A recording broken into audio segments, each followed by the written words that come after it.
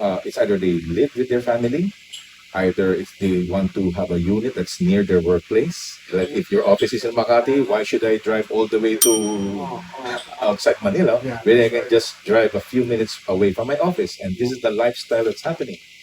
Don't forget, there's a law of cause and effect. Remember the law of cause and effect. The reason why the condos, for example, boomed in the 80s, because there's no more available house and lot in Metro Manila. Well, if there's a house and lot, affordable house and lot in Metro Manila, let me know, because I will buy one. Yeah. But that's not the case. That's why the lack of supply of houses in Metro Manila has forced developers to build condo units. And of course, the market. They had to buy because they want to be near their place. Yeah. And the third is the affordable market. Of course, I won't recommend affordable section market to buy high end.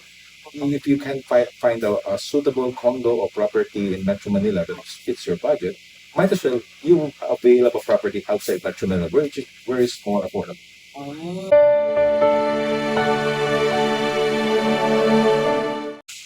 Welcome, episode number 11 of season 18. And today it gives me great honor and pleasure to be able to present the real estate guru, not only in the Philippines, but worldwide. A much in demand personality. If you want to know about real estate, go and listen to our speaker.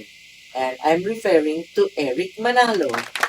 With me is our partner who will also be introducing himself, and that is Conrad Pereras. Please go ahead. Thank you, Diana, for inviting me over to co-host this interview with our guest. Uh, Trained as an economist, my profession is in marketing, and I went into entrepreneurship by choice. Of course, you can see that I'm a senior citizen as well. So I've done this and I've done that, and it's a great pleasure to meet you, Eric. It's a great pleasure also Yes. to meet one of the industry's best. So, Eric, we are about to ask you pertinent questions, pero mas maganda na yung magsimula sa'yo. Kasi I heard that you really come, natouch ako sa mga narinig ko from a lot of people who know you, that how you come from humble beginnings and you work your way up, how you have come this far. So please give us a little bit of that background. Yes, I started my career as a hotel waiter, working in a five-star hotel in Manila. And as a working student, when I was studying, I had the chance to be exposed to different real estate organizations during their events, their functions.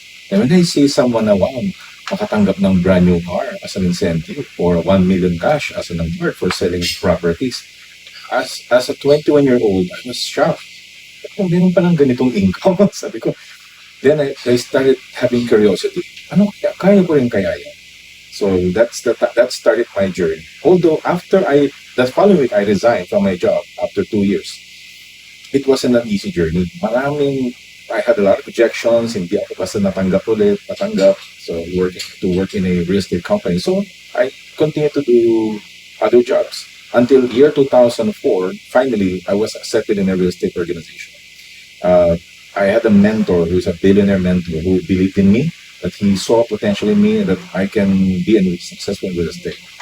And from there, the rest was history. I was doing a lot of sales here and abroad. It's because someone believed in me. I think that's the one of the key to success. But I'm sure did that happen overnight from the time you started to where you are today. Yes. So there was a lot of interventions, Yes, correct. trainings. Because at the time, at a young age, I was active, I was hyper, but at the same time, I had a lot of doubts about myself. What was your academic preparation? Marketing. Ah, so it's very close. I was studying in Letran at the time, but I didn't believe in myself at the time because I thought myself, okay, maybe this is the life I had. I was on the wayside, but someone believed in me, that triggered in my mind and my heart that I can be more than I can So when I achieved those success, it was basically a later part. The success was basically an end result. But it couldn't have happened, hindi nangyari yun kung from the beginning somebody planted the seeds of belief. And of course, with prayers and hard work, everything will be fun. But real estate, was it by accident that you got into this? Because real estate was basically was my goal because I was impressed with what I've seen, at the time, and being in real estate. My father, as a top executive in Manila at the time, he showed me the real estate at an early age. I was walking here in Makati in the 1970s during the time it was still what car park. Oh, yes, yes. He toured me around and I saw that, wow, so this is real estate now. Maybe one day I can be in real estate. And that's what I said to myself. And my grandfather, who became an OFW in the 1950s after the war, he was an airplane mechanic. And he was among the first OFWs in Guam. He also invested in real estate. So when he was in his 90s, I was the grandchild, the first grandchild. I was wondering, we had that four-door apartment in Caloocan. And I was wondering, why is my yung neighbor ko nagbibigay ng pera sa lolo ko? Ako, Ma, why is he giving money to lolo? Is it something? No, your lolo is the owner of all these apartments. And one of them, we're using it. So at an early age, at 7-year-old, I was shocked what a power real estate can do financially to a family. And then I said to myself, maybe if every Filipino has a property, it could reduce poverty. Yes. And that was the greatest motivating factor Oo. for you start to real estate. Yes. Napakagandang istorya ng buhay kasi, Eric, alam naman natin ngayon, marami talagang naghihirap pa And na mga kabayan natin. Kaya, very inspiring yung marinig na bakit tumaan ka rin naman sa hirap and here you are. No, ngayon, ito na, dumami na rin naman ang nagka-interest sa real estate. And somehow, there's this rumor going around na, nako, bibili-bili ka. Paano yun? May glut raw ngayon na it's not that easy anymore to make money out of it. Kasi raw, nag-over raw, surplus na raw ang mga condos, ganon. They like, totoo ba yun? well, you have to look at the data from all angles. You just can't accept one data and then accept it as general. Tanggapin mo na lang, di ba? Without question. Okay. When you say oversupply, this means that mas marami yung available units versus yung gustong bumili. Okay. That's oversupply. Okay, yes. The demand is less. But if you check from the record, which also came from their studies, it shows that the annual real estate demand in the Philippines ranges between 500 to 650,000 in Metro Manila alone. Units. Units. So the demand, if somebody wants to buy a property in Metro Manila, Relative to the available supply. and the available units unsold, as they claim, is around 75,000 unsold.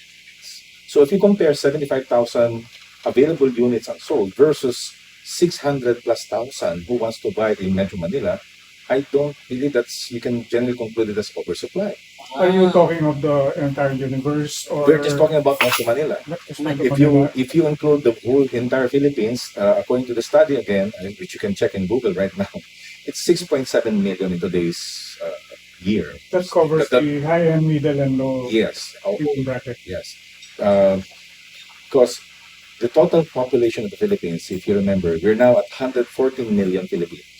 Out of the 114, if you do the ratio of the numbers, out of 114, 6.7, or probably 6 million are looking for a property in Philippines. And in Metro Manila, 600,000 are looking for a property. So those are the numbers. So from there, you can determine, is it really oversupply or is it really there's a demand? The way to check that is the behavior of price. Are the prices going up, or? Well, in terms of prices, you always have to align this to the type of buyer who wants to buy the property. I'm not saying now there's, let's say, 600,000 buyers, potential buyers, doesn't mean they're all going to buy high end. These 600,000, for example, in Metro Manila, are basically classified into 3 sections. Some of them are classifying into 5 sections. But for me, let's make it simple. Let's make it simple now. Let's like have those are the affordable. You have the mid range, and the high end. Out of the 600,000, not all of them are affordable. Some of them are high end. They have the money, and some of them are ultra rich who can afford to buy a property. So in the example, the high end, I always advise that they represent at least 10% or more of the market on the pyramid. Yeah. They're up there. They could afford to buy multiple properties, right?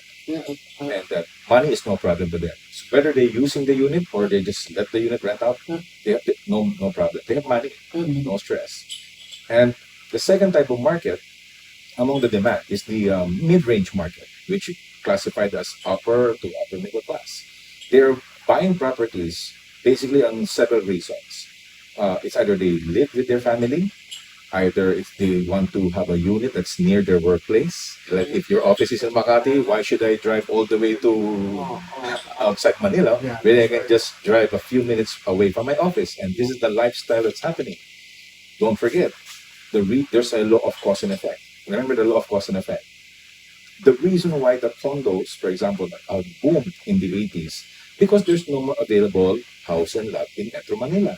Well, if there's a house and lot, affordable house and lot in Metro Manila, let me know, because I will buy one. Yeah. But that's not the case. That's why the lack of supply of houses in Metro Manila has forced developers to build condo units. And of course, the market. They have to buy because they want to be near their place. Yeah. And the third is the affordable market. Of course, I won't recommend affordable section market to buy high end. If you can find a suitable condo or property in Metro Manila that fits your budget, might as well you avail of a property outside Metro Manila where it's more affordable. Those are the markets. The only problem there is that you have to commute. Yes, it's not a perfect scenario. Yes. You want something high, Okay. you have to pay this one. It's like buying a branded car, right? If you can afford to buy a regular car, that's fine. If you can afford to buy a van for your family, an SUV, a pickup, that's fine. It depends on your lifestyle. Ang pagkaalam ko, Eric, and I'm going to confirm this with you now. You have no less than a dozen of your own several properties that you rent out. Yes. Tama ba? Yes. Through the years, I was able to acquire several properties in Makati. I live here in Makati. I have a condo in Makati. I have a property in Laguna, Batangas. They're all renting it right now, all fully paid. So if you say to me that property is not a good investment, you ask someone who already has multiple properties before you say it's not a good investment. We're doing good. My family is doing good because I'm collecting cash flow every month. But I can't say the same thing for others. In their lifetime, you only have 40 years in your life to work, from 20s to the time you're going to retire in 60. Yes. The question is, what assets have you acquired? Anong nabili mo? Anong nagawa mo with your money? Remember, money is like energy.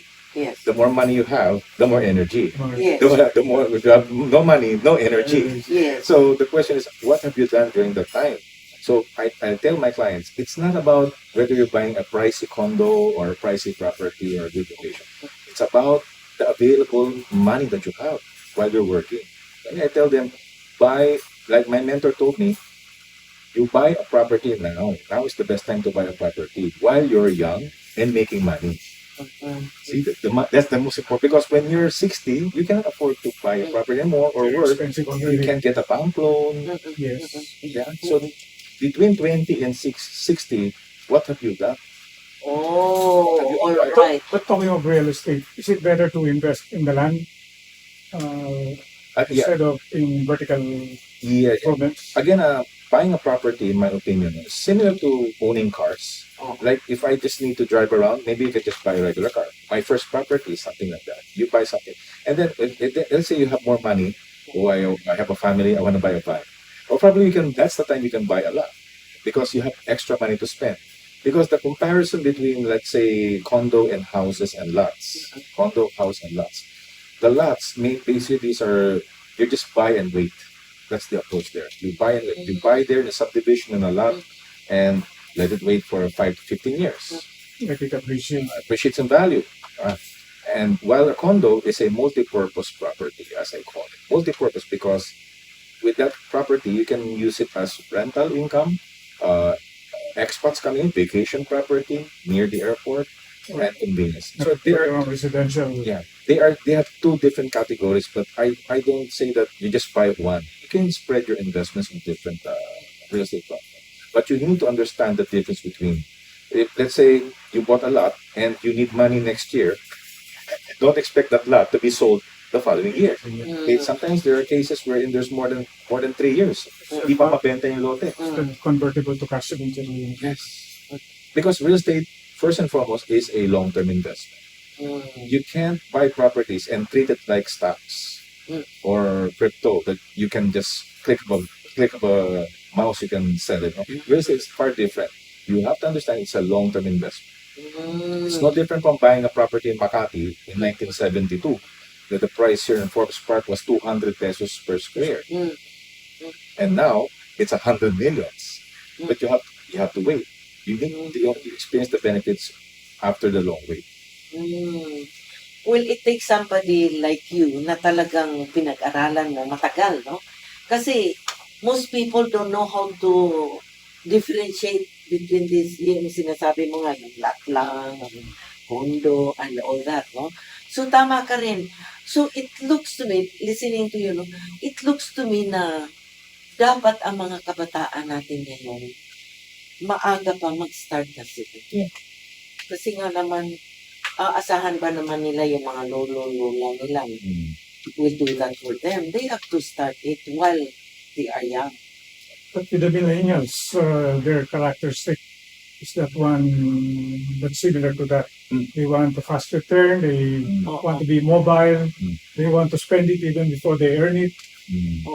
What is your perspective on this market? Before the pandemic, the millennials and the young generation were basically spending their money on travel, gadgets, and all that, shopping, branded items. Yes. But when the pandemic came, it was like a blessing in disguise because they had a realization, an OMG moment, na I got to have a property pala. Because if you remember during the pandemic, a lot of people lost their jobs. Yes. Yes. They have to stay home. If you're renting and you lost your job, imagine the scenario. Yeah, that's right. Wala ka nang trabaho, wala ka pang property. Because that's where the realization came. I got to have a property kahit one bedroom lang na studio unit somewhere or a small house so that anything happens to the economy and to my job, I have a house. At least I'm not renting because I know how it feels being a renter when there were trying times in my life. I know how it feels to rent for 12 years. Anytime your landlord is going to kick you out. I know how it feels. That's why it comes from a passion, from deep history in my family that it's a must to have a property now while you're young and the millennials are earning. Ayun, oo. But given the market that you see at the moment, what are the latest trends that you should be particular or watchful of? Well, there are several factors here. First is what you call the bank rates. I mentioned in my previous interview, but of course, I'm happy to announce that the bank rates are still single digit, starting at single digit, between 5% to 8% on the first 7 years. This is single digit. And compared to the time of 1997 during the Asian financial crisis, where the interest rate jumped from 18% to 21%. Nobody's renting, nobody's buying a property, and nobody's getting a loan. Just imagine the scenario that. But now the industry corrected, and now we're still single digit. So I can safely say if you don't have a property yet, you got to buy at least one. And when you buy, what type of property do you want? Do you want something high end, middle class? It depends on your budget. And the strategy, the location. Another factor is the location. Let's say you're looking at a property near a university, like De La Salle, UP, of course. It's no brainer. You buy a property that's near and your market are the students. Yeah. So if you have only the parents. The parents market. So that's one. If you are a top executive in Makati, an expat maybe, and you have the money, probably you can invest on a condo or property that's near the central district. And because of the offices that are happening right now, boom, and tourism, all these things are happening. It's the demand for expats never ends to buy or to lease properties. It's true that right now there's an exit of foreigners right now going on right now, The Pogos. the pogos. But if you look at it, if you see it as a problem, actually it's not, because according to the study I saw, they only contributed 12%, less than 12% of their total rental contribution. If you, unless there's a document that can prove that they contributed 50% of the rental contribution to Philippines, then probably they might be right. There, things would go down, but it's not the case. So when they left, always remember somebody will come in. In fact, I've been talking to a Singaporean this morning and some Japanese investors I have. They're happy now, more excited, because now with the exit, they now come in. Okay, so that they can legally set up their offices here, give more jobs, and and find them more investments. Oh, I see. Okay. So, Eric, what is the setup no ngayon? Kasi nga, for several years na dinig na, kumalat na yung balita na talagang you're in demand. Because of your expertise, pinapapunta ka sa different countries abroad, no? So, what is the setup there? Your audience are Filipinos, or it includes the foreigners there? They are both Filipinos and foreigners. I go there at the request of Filipino communities. Some of them have the Philippine Embassy, normally in Washington, D.C., where I do vlog videos such as this, to basically to educate the Filipinos that it's okay to invest in the Philippines and to have a property. So when you retire, you can come home and buy a house in your province, so that you have a property. You don't come to the Philippines during your retirement and then expect to live with your relatives. Oh. That's not okay. I mean, at least you have a one unit that you can claim your own and under your name, something you can pass on to the next generation. So in a way, you're selling the Philippine properties to the overseas Yeah, Filipino yes. orders. I go there to first to explain what the industry first. Yes. I don't promote the properties immediate. I just show them why they should invest. What's the economic situation right now? Is this the right time to invest? And I tell them basically upfront, like questions like, may I ask what is your retirement income? Do you have a retirement income as an OFW? I mean, if you're like a top businessman, no problem. Obviously, you have properties. But to a working Filipino for 25 years in Dubai, in Saudi, in the US, in Canada, and all over the world, I always ask that question: what is your retirement income? And then they pause and then, oh yeah, I'm only going to rely on pension. Okay, let's talk about pension. If you're expecting let's say 15,000 pesos pension, if that is your only income when you're 65, No way. it's not, Oh, because there's what you call currency depreciation. yes. The peso now is 58. Therefore, not just the value, the purchasing Purchasing power of peso. If you go to a grocery right now, like SNR, 2,000 is Yeah. impossible to fill your cart. Correct. Correct. What more, that 2,000 pesos 5 years from now, 10 years from now. I mean, I think if that is your pension, that's your last money, it's not gonna sustain you because the value of your money will depreciate later on. Like, it's like saying, I have 1 million in the bank. So 1 million today is easy to spend. Yeah. Yes. Yes. If you're It can last you a few weeks. yes. Now, in my theory, that 1 million 20 years from now probably is not enough. Mhm. So what do? The strategy is, as a Filipino abroad, you should have an asset that will generate you revenue, income when you retire. It's cash flow.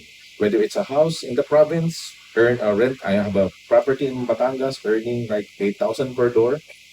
I mean, there's still cash flow when you retire. Yeah, Yes. of course. Yeah. And when you retire, your expenditure level Yes. will also adjust appropriately. Yes. Whatever the expenses are, like when I retire 25 years from now, at least my assets will help me compensate those expenses. Yeah. Not just my pension. Yes. Yes. Yes. No wonder. So far, no, How many countries so far? Alam ko, palagi ka sa US. And then, ngayon, itong year na to, Eric, papunta ka, anong countries? Dubai, Japan, and hopefully US. Back there. Okay. The strongest market right now is the US market and Canada. The dollar is strong and they're buying. And there's what you call the generation of Gen X, like me. Yes. This is not just, there are now, before in the 80s and the 90s, they migrated to the US. And now they have the money, they got their pension, their retirement, and we're talking about 6 digits. And now they're ready to retire in the Philippines. And now they're buying cash properties. They want to spend their retirement days traveling all over the Philippines. This is what we've been doing for the past 6 months. Sometimes I drive them around. A couple from Canada coming in, Filipino married to a foreigner. You know, they're in Japan. They're coming in for vacation, visit the islands of the Philippines. But those who went to the Middle East, Hong Kong, Singapore, Yeah. do they have the propensity to invest in properties? Basically, they have the capability to invest based on their income levels. If your income is 80,000 pesos per month, you buy something that's within that budget, at least 30%. This is what I tell them if they decide to buy in the Philippines. So I invite them to come to the Philippines and then look at properties, and then you decide what you can afford, what you can afford. Don't buy something that's beyond your 30% income. Yes. 30%. So if your income is, let's say, 100,000, your budget is 30%, 30,000. You stick to that budget. I see. If it's more than 30%, it's not realistic. Which segment has the highest aspirational level? The medical industry. Medical. The medical Are industry. you talking of doctors The or doctors nurses? and nurses, and then lately the financial advisors in the US, they're making a lot of money right now. Okay, and of course the accountants, the lawyer, Filipino. Yeah. 20 years ago, there were no very few Filipino lawyers, but now there's so many Filipino lawyers, technician, IT groups. So it's a growing market. When there's a growing market, you just compute the ratio. It's very easy. If there's a 12 million Filipino population comprised of migrants and contract workers, you can compute how many of them among the 12 million can afford to buy a property. Just do the numbers, you'll find out.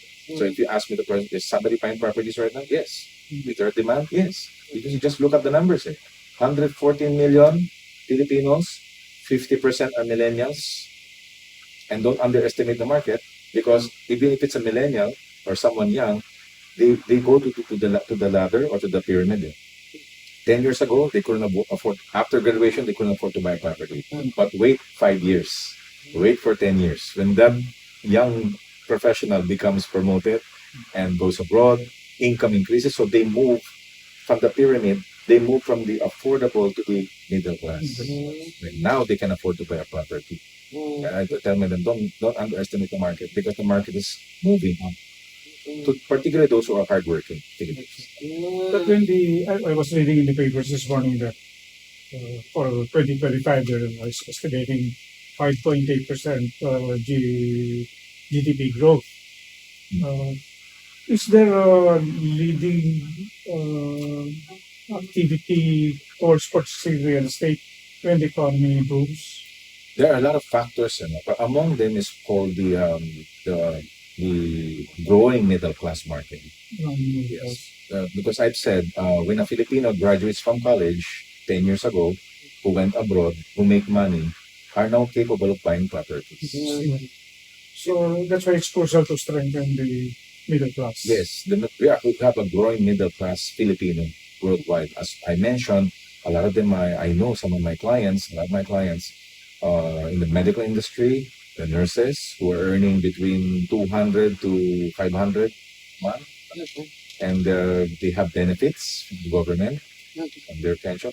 Someone from Australia is receiving a pension or retirement funds, and they can use that money to buy property in the Philippines, to retire, to relax, or probably make it as their second home. They come to the Philippines. I can sense that your advocacy point towards the direction of investing for the future, not necessarily for you to occupy a house, but to earn something even though you're not actively in that business of real estate? I can say that I'm an investor. I'm a real estate investor. Speaking from an investor and 20 years of experience in real estate, you see, I know they have the data. I appreciate all the study that they've been doing, research and all. But based on my personal experience for 20 years in real estate, I only met two types of buyers: those who bought, those who did not buy. And, and I have the same reason. Those who bought 10 years ago, well, it doesn't matter if you buy now. They later on they appreciate. Yes, yes. Oh, thank you for convincing me at the time. Yes, yes, yes. Because remember, 3 million back in 2004 was a big money. Yes. Yeah. Remember the currency, and they appreciate me. You know, they call me and they send me message. Thank you, Eric, for convincing me at the time. And now, after my loan is paid off and my money is cash flow, if I rent a property, the condo, it's 25,000. It's lifetime cash flow. You see, you have to look at the long term. What going back to my statement there?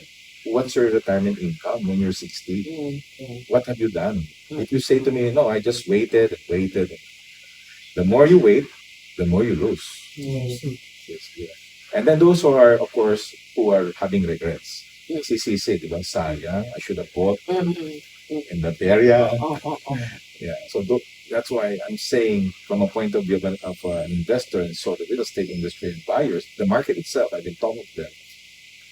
I feel that every Filipino should at least have one property in their lifetime. Yes. At least one. Yes. Not talking about their parents' house. Okay. I live in my parents. That's not yours. Okay. Yeah. You buy your own Uh-uh. simple house or condo, or if you're in this higher level, probably you can buy 2 properties, 3. And that's it. Keep it simple. Let it out, and that's it. I have an investment model which I'm sharing to our kababayans abroad. When I talk to investors, I talk about ROI. When I talk to foreign investors, Japanese, Europeans, when I travel. But I'm more keen on helping Filipinos because they imagine 35 years in Italy, no property. They were earning, they made money in their life, but when they retired, they still stayed at the same house in the province of their parents' house. So that's not the vision I want to tell that your vision is you can stay in your parents' house in the province, but you have a property that's making money for you. Cash flow. Because you can't work hard forever. Yes. You can't work hard forever. Time will come, you work hard now so that you acquire properties. So when you are already old, when you grow old, your property is the one working for you. This is like what's happening to me. I'm just sharing my personal experience, my humble experience. Because I know how it feels to have no property, Yes. and I know how it feels now to have property. And my mentor was right. Yes. My mentor was right. Can you say something about those who are in the real estate business, but not as investors, but realtors, agents? Yes. Is this a lucrative profession for them? For me, for the past 20 years, I've seen a lot of real estate professionals made lots of money, tons of money, sold billions. I'm just one of them. But there's so many out there who doesn't want to get interviewed. Yes. They live in quiet life. They have houses, they have cars. They're really enjoying the life of early retirement. I mean, passive income. Wherein, even if you don't work anymore, money comes in through your assets. If you have no assets, nothing to wait, nothing to receive. Yeah. So they realize this early on, and now they're enjoying life, spending time with their family, going abroad, going trips abroad, all coming from their assets. Yes. Interesting. Yeah. But of course, there are some of my colleagues who didn't make it in real estate because they didn't follow the golden rule, which is when you're earning money, you buy property because you're selling properties. Well, it's their choice. It's your choice not to buy or not to buy. Yeah. And those who didn't buy a property are now having a challenging situation because in their 20-year career or 10-year career, selling a lot of property, they made lots of money but didn't invest in properties. Yeah, They're basically having struggles right now. So you know people like that na I know personally. kumita sila. Pagkatapos ngayon, wala na. It's no different from an OFW who worked abroad for 20 years and didn't make the investment. Who didn't nag-decide. Pag-uwi niya, wala siyang matirhan. Yeah. It's okay to be skeptic. It's okay to be ask a lot of questions. But at the end, you have to make an executive decision. Oo. You just can't wait and do nothing. At the end of the day, you have imagine you're 60, you have no property, you're living at your parents' house, and you only have a small pension. Mm. That's not the vision that I want for Philippines. I want them to retire as an investor, Mm. not as an OFW. You know the term OFW? Overseas Filipino Worker. I want to change that name. Overseas Filipino Investor. Investors. Retire as an investor. Even just one. If you can buy one property in your life, that's already a major achievement that you can pass on to your kids. Oh. I remember talking to my children. I asked them every once in a while, "Have you heard of independent living?" And they say, "What's that? They never heard of it." The desire to own has to be planted early on to the children. Oh. You know, the millennials now are very well versed because of the internet. They are very well versed. They know these things. That's why all we can do is do our best to share our message to the world and let them know that this is among the best platform compared to other investments, particularly online investments. How do you see the Filipinos overseas who invested in properties? They have a tendency to come home and retire. All of them will come home one day or sooner. They'll come, especially if their job is contractual based, like in Europe, in Italy.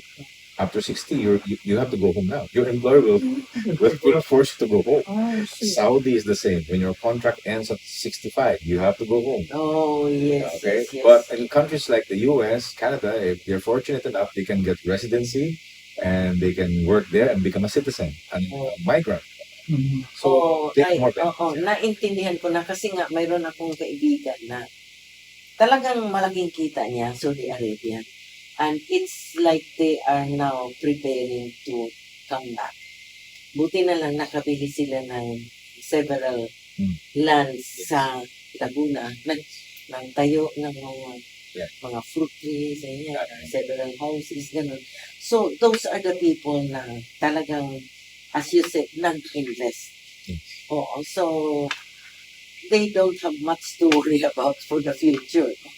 So, what about those who engage in build and sell? Is that a lucrative business even nowadays after the pandemic? Basically, that's what I did. Last year, I built 4 houses in Batangas. I have a vacant lot from our family, my wife, and we had a talk. What are we going to do with this land? Let's buy it. Okay, we bought that lot, and we put up 4 apartment. I think it was 6, and then we're renting it out. So I call that buy, build, and rent. Buy, build, and rent. Here in Makati, what I'm planning to do is I'm not selling my properties now. I just wait for it to grow. So whatever the news are, sige lang, okay lang yan. At the end of the day, tataas pa rin yun eh. Yeah, 20 years from now, when the issues are clear, believe me, tataas ang prices. So my model is very simple, which I educate to Filipinos. You buy, build, buy, rent, and sell. It's a long journey. You buy now, rent it out, don't sell, rent it out for at least 10 years, 10 years minimum, and make money for the next 10 years. And then on the 15th year, that's the time you sell. Because if you do the math, I assure you, the money that you put in 15 years ago to that property, you made money from the rentals already. And if you sell it at a good price, it's not high, not low, just the right price, you still make money from the purchase, from the sales price, and the rental that you collected compared to the amount of money na nilabas mo. Like what happened to me. I bought my unit here in Makati at 2.9 way back then, more than 10 years ago. And today the value is 6.5, assuming there are issues and challenges, and I sell it, let's say, at 5 million. I still made money on the capital appreciation of the property. But that does not include the 10-year rent that I gained, I collected, and that's approximately 3 million. So if you add that up, and we're talking of just one unit, what if you can afford to buy multiple units? This is the secret I learned from investors when I travel abroad. I asked them, I met investors who were formerly homeless. They were once homeless in London, and now they own several apartments in London. I asked them the same questions like, how did you do it, sir? when I go to Canada, I talk to a couple. The wife was working as an accountant. The husband works as an engineer. They acquired from me 7 properties in Maccabi. And I asked them the same question. How can someone like you, as an employee working in Canada, acquired 7 properties? Eric, simple. My business, we know that when we retire, we want to have a better future for our kids. So our discipline or business or investment practice, husband earning $15,000 for savings, wife earning $10,000 as an accountant, that's your money spending on a day-to-day basis. They practiced that for 10 years strictly. It's a lot of money. They were very conservative in their spending. They don't have fancy cars, but they've been preparing for the past 7 years to 10 years, been accumulating properties in the Philippines. And when the rentals are coming up, those rentals will also help support the other properties that they bought. But the dilemma, Eric, is this: when you're starting up, fresh from college, you get to work, you don't have enough cash for investments, and you're not bankable. It's difficult to borrow money from the bank, and you have to wait for quite some time Yes. to accumulate some savings before you're able to make a down payment. Are the banks averse to this type of segments? Of course, the banks will always base their approvals on income, Not collateral. not just collateral. Yung The ability to payment pay. capacity of the loan applicant.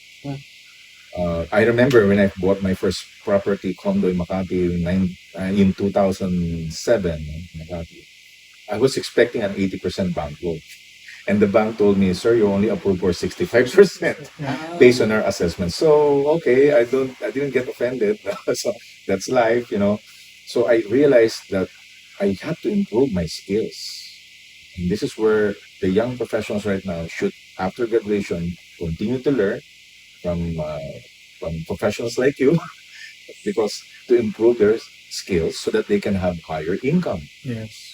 They can be promoted so that the more income they have, now they can acquire properties. This what happened to me. I used to work as a hotel waiter.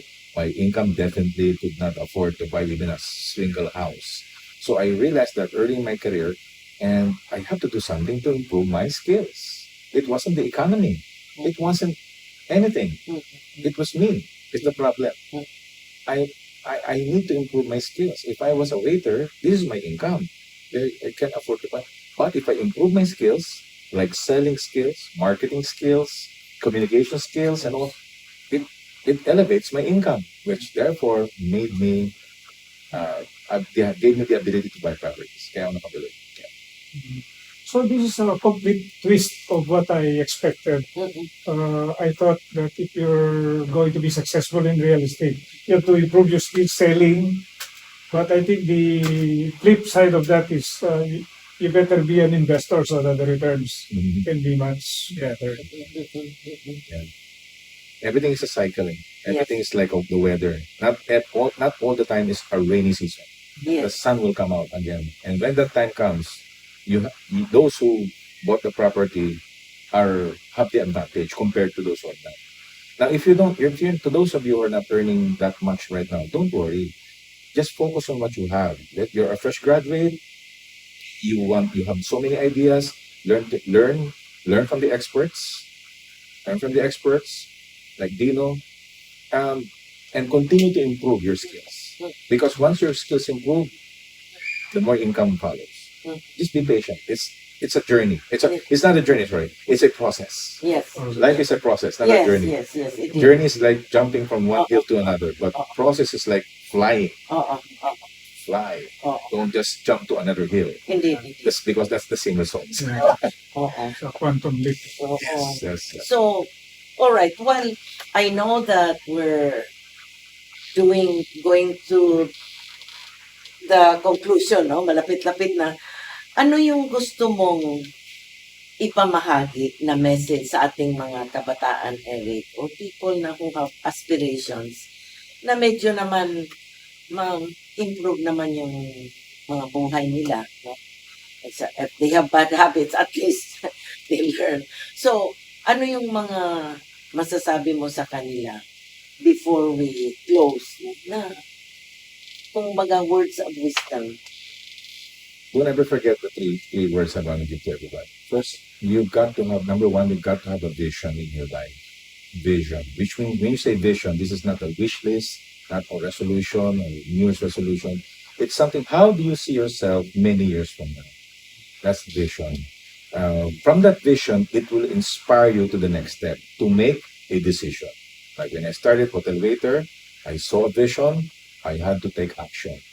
It's a painful decision to move from a regular job to a real estate job, but it was worth it.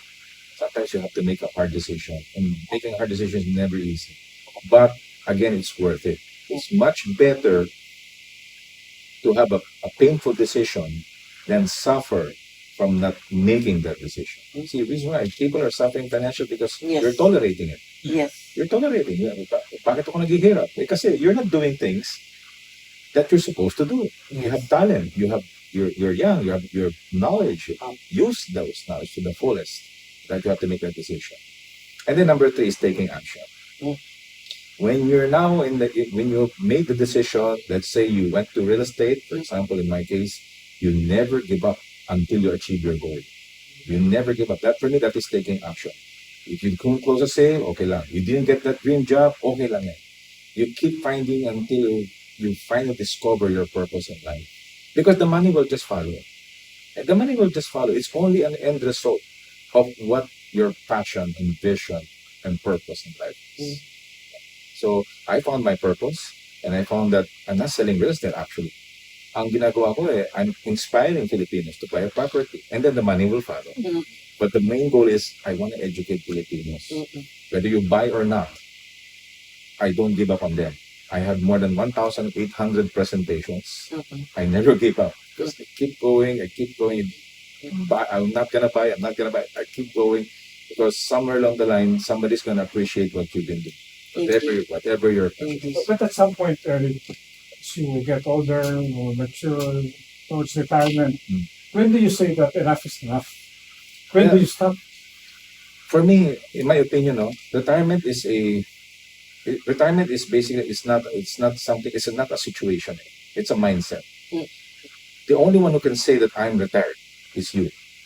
For as long as you feel that your mission in life is not yet over, you're not retired. It's not an age. Retirement is not an age. Indeed. For as long as your passion is still there, you wake up in the morning, Oh, I'm gonna shoot a yes, video, yes. I'm gonna talk to Filipinos right now. That's your mission is far from over. Yes. Oh, wow. That resonates with me. Yes, indeed. Kasi nga, maraming tatanong, akala ko ba retired ka na? Pero hindi, mayroon pa kasi akong mission in life eh. And the passion is so strong. Kanat eh. So, napakaganda. And to our viewers, I know many of you out there talagang inaabangan ito. And for your information, mayroon kaming kasunod na episode. Eric will still be our speaker talking about the power of success attitudes. Ito yung how to make you have the right mindset na hindi ka basta-basta give up. So kung ano yung mga goals mo or dreams mo in life, no? So, abangan nyo and that will come after, which will become the episode number 12, no? So, you will also be the season ender. So, pasalamat ako kay Eric kasi alam ko naman, Eric, kung minsan there are days na patong-patong yung mga appointments mo. At saka, marami talagang inviting him, nakapila. Because of this, the topic kasi is so hot eh. Itong properties. What should we do? Ganon. And a lot of people, madali bang mag-discourage. So, napakaganda yung sinabi mo, Eric, that somehow there is so much to look for. So, and thank you, Conrad. By the way, salamat. You are The honors with us. Yes, indeed. And thank you so much to Eric. And remember, no, that learning is a never-ending journey with limitless vistas Good day, everybody.